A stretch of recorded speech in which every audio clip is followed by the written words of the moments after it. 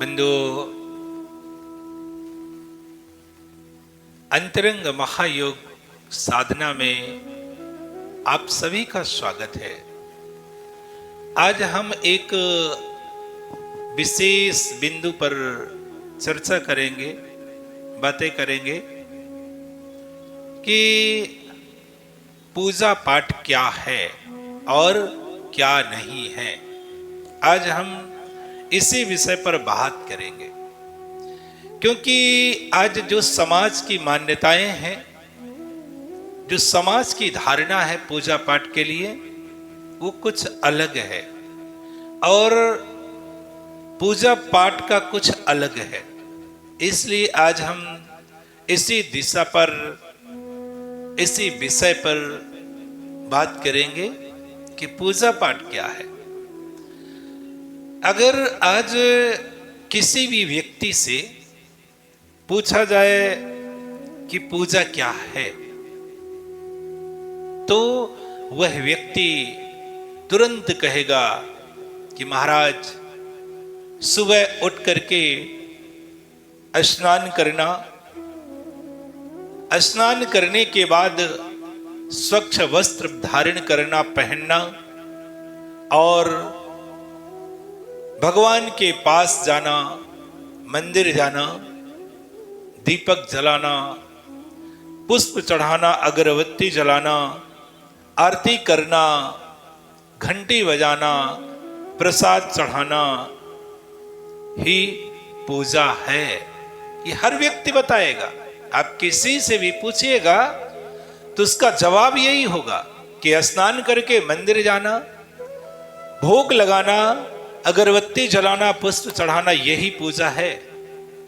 लेकिन बंधुओं, ये याद रखिए, इसे पूजा नहीं कहते, ये पूजा नहीं है। लेकिन आज लोग इसी को पूजा मानते हैं, परंतु वास्तविकता में इसे पूजा नहीं कहा जाता। ये पूजा करने की तैयारी है, ये पूजा करने की तैयारी है। ये सब साधन है, साध्य नहीं है।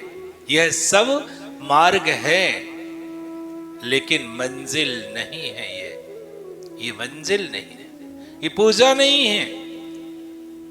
आप लोग स्वतः विचार कीजिए, आप लोग खुद विचार कीजिए कि अगर कोई विद्यार्थी विद्यालय जाता है, बढ़िया सुंदर सुंदर कपड़े पहन करके, वस्त्र पहन करके, सज धज करके विद्यालय जाता है, विद्यालय का ड्रेस पहनकर वो विद्यालय जाता है। लेकिन विद्यालय में जा करके वो चुपचाप बैठा रहे, पढ़ाई ना करे, अध्ययन ना करे, तो क्या उसे ज्ञान की प्राप्ति हो सकती है? क्या वह कभी जीवन में विद्वान बन सकता है? वो कभी विद्वान नहीं बन सकता, उसे कभी ज्ञान की प्राप्ति नहीं हो सकती। विद्वान बनने के लिए, ज्ञान पाने के लिए विद्यार्थी को अध्ययन करना पड़ेगा, पढ़ना पड़ेगा। उसी तरह से दीपक जलाना, अगरबत्ती जलाना, फूल चढ़ा देना, भोग लगा देना, भगवान के सामने बैठ जाना, ये सब आवश्यक है। लेकिन केवल इतना कर लेने से पूजा पूरी नहीं होती, पूजा अधूरी होती है। पूजा तो इसके बाद शुरू होती है, जब हमारा मन, जब व्यक्ति का मन, जब साधक का मन भगवान के चरणों में लग जाता है, भगवान के चरणों से जुड़ जाता है। बंधुओं, आज बहुत से लोग हैं जो मंदिर जाते हैं, जो पूजन करते हैं, लेकिन व्यक्ति तो मंदिर जाता है, लेकिन उसका मन मंदिर में नहीं रहता। व्यक्ति मंदिर के सामने, भगवान के सामने तो बैठा है, लेकिन व्यक्ति का मन संसार में घूम रहा है। कभी उसे व्यापार की चिंता है। विचार कीजिए, बैठा किसके सामने है? भगवान के सामने बैठा है, इष्ट के सामने बैठा है, पूजन करने के लिए बैठा है, लेकिन उसका मन तो व्यापार की चिंता में लगा हुआ है, परिवार की चिंता में लगा हुआ है। कभी किसी से झगड़ा हो गया तो झगड़े की बात भी उसके मन मस्तिष्क में, उसके मन में चल रही है, ये याद आ रही है। कभी भविष्य की चिंता कर रहा है, भैया मुंह तो मंत्र बोल रहा, ओंठ तो मंत्र बोल रहा, लेकिन मन तो कहीं और भटक रहा है। ऐसी स्थिति में पूजा कैसे होगी? ये पूजा नहीं हो सकती। यदि आप विचार कीजिएगा, कोई भी व्यक्ति अगर अपने मित्र के यहाँ गया, अपने दोस्त के यहाँ गया है और वो वहां जाकर केवल अपनी मोबाइल में लगा रहे, तो क्या मित्र से मिलने का उसे आनंद आएगा? कभी नहीं आएगा। उसी तरह से जब भी मनुष्य मंदिर जाता है, किसी भी धार्मिक स्थल में जाता है, उस भले ही सामने बैठा है, लेकिन उसका मन भटक रहा है, तो भगवान की प्राप्ति या भगवत कृपा कभी भी उस व्यक्ति को नहीं हो पाती, उसे लाभ नहीं मिलेगा। इसलिए पूजा का वास्तविक फल कैसे मिलेगा, इस बात पर विचार करना चाहिए। जानते हैं, भगवान को फूलों की आवश्यकता नहीं है। जो आप फूल चढ़ाते हैं, भगवान को फूलों की आवश्यकता नहीं है। अरे जिसने पूरे सृष्टि में फूल बना दिए, उसे फूलों की आवश्यकता क्या है? भगवान को दीपक की आवश्यकता भी नहीं है। ये जो सूर्य बना दिए, चंद्रमा बना दिए, जो पूरे संसार को प्रकाशित कर देने वाला हो, उसे छोटे से दीपक की क्या आवश्यकता है? भगवान को अगरबत्ती की सुगंध की भी जरूरत नहीं है। पूरे सृष्टि को जिसने महका दिया हो, सुगंधित कर दिया हो, उसे अगरबत्ती की सुगंध की क्या जरूरत है?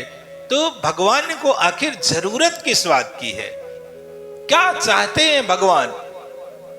तो बंधुओं, भगवान केवल इतना ही चाहते हैं कि व्यक्ति का मन निर्मल हो, पवित्र हो, उसका हृदय शुद्ध हो जाए और उनका मन भगवान के चरणों में लगा रहे। यही भगवान चाहते हैं। भगवान फूल अगरबत्ती दीपक से प्रसन्न नहीं होते।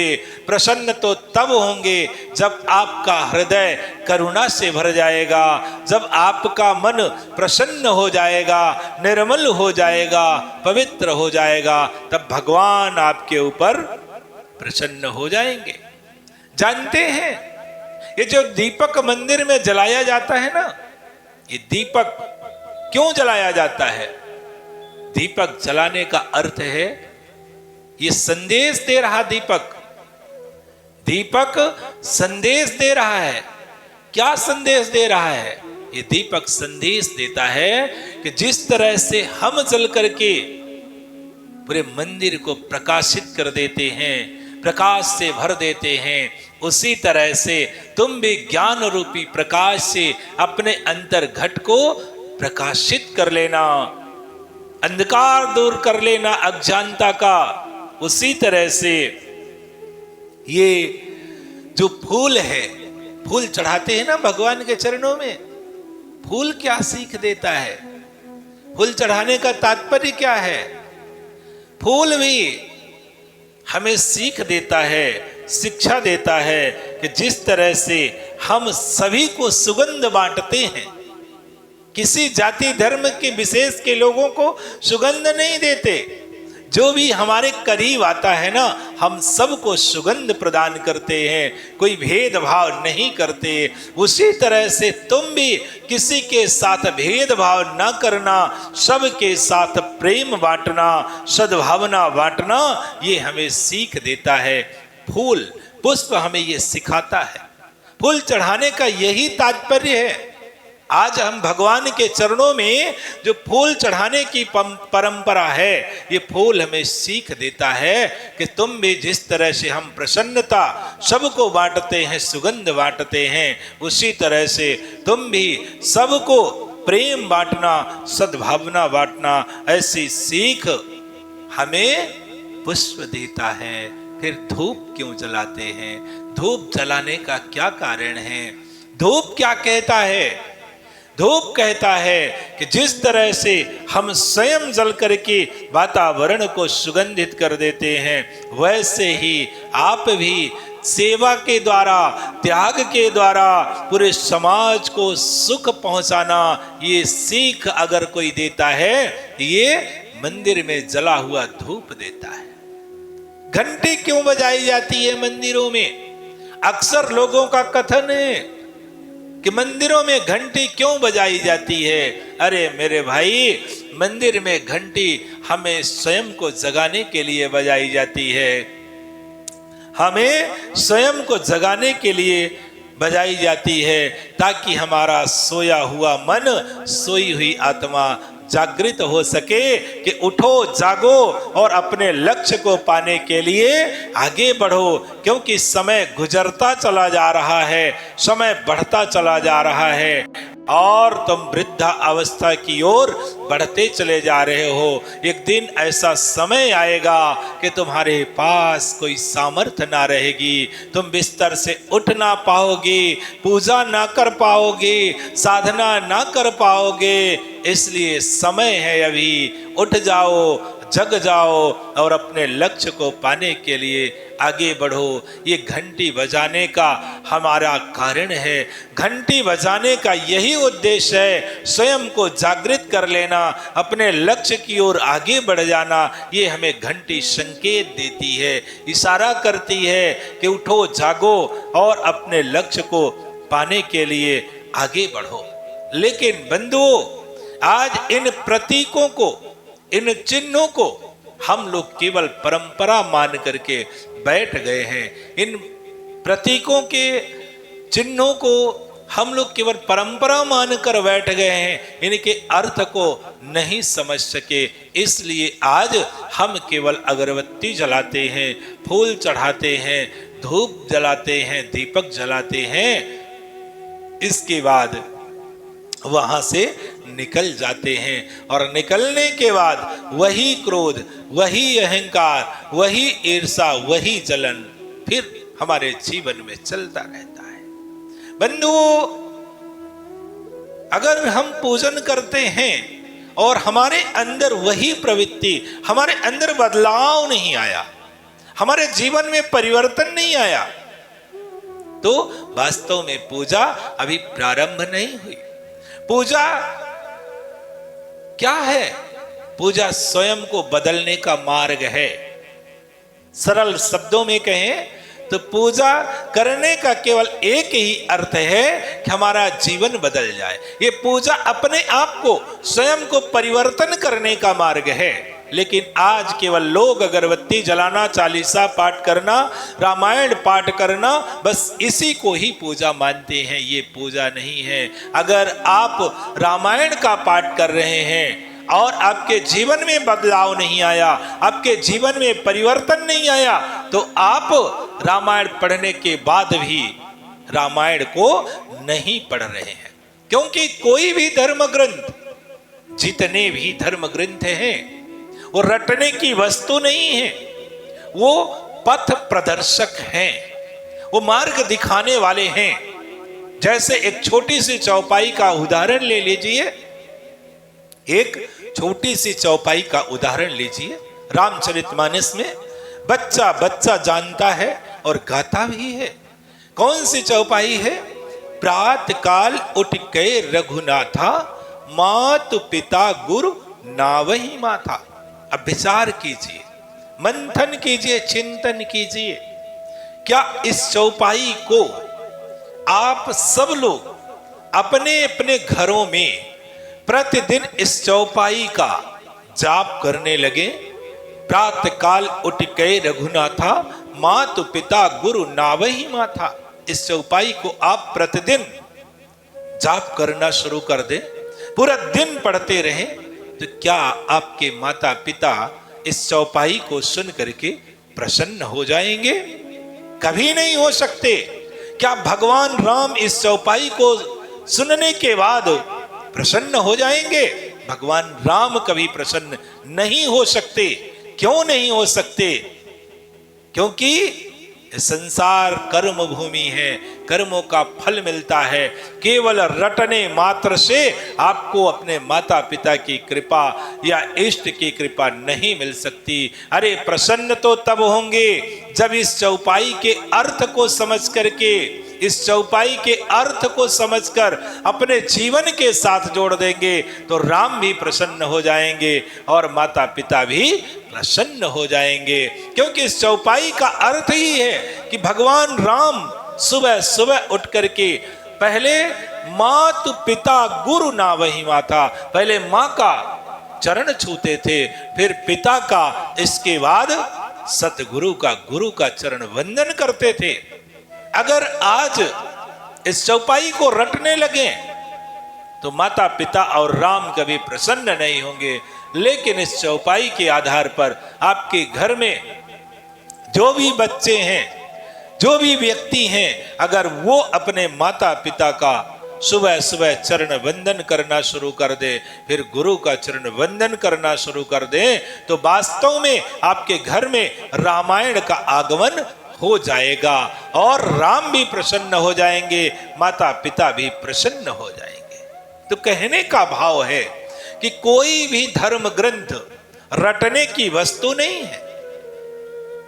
2 बार 4 बार पढ़ करके उसके अर्थ को समझ करके और अपने जीवन के साथ जोड़ दें तो निश्चित ही ये धर्म ग्रंथ हमारे सार्थक हो जाएंगे। धर्म ग्रंथ हमारे पथ प्रदर्शक हैं। हम उनके बताए हुए मार्ग पर चलना प्रारंभ कर दें तो निश्चित ही देश, धर्म और समाज की रक्षा हो जाएगी। अतः हम आप सभी से यही आग्रह करते हैं कि आप सभी लोग अंतरंग महायुग साधना को अपना करके जो वास्तविकता है उसे जाने, समझे और इस दुर्लभ अनमोल जीवन को सफल और सार्थक बनाने का प्रयास करें। नहीं तो ये जीवन दिन प्रतिदिन मृत्यु की ओर बढ़ता चला जा रहा है। हम सब वृद्ध अवस्था की ओर बढ़ते चले जा रहे हैं। एक दिन हमारी सामर्थ्य क्षीर्ण हो जाएगी। इसलिए आप सभी लोग समय रहते हुए अंतरंग महायुग साधना को अपना करके अपने जीवन को सफल और सार्थक बना लें। इन्हीं शब्दों के साथ आप सभी को बहुत बहुत दुआएं, मंगल कामनाएं। आप सबके जीवन में मां भगवती की कृपा सदैव बनी रहे।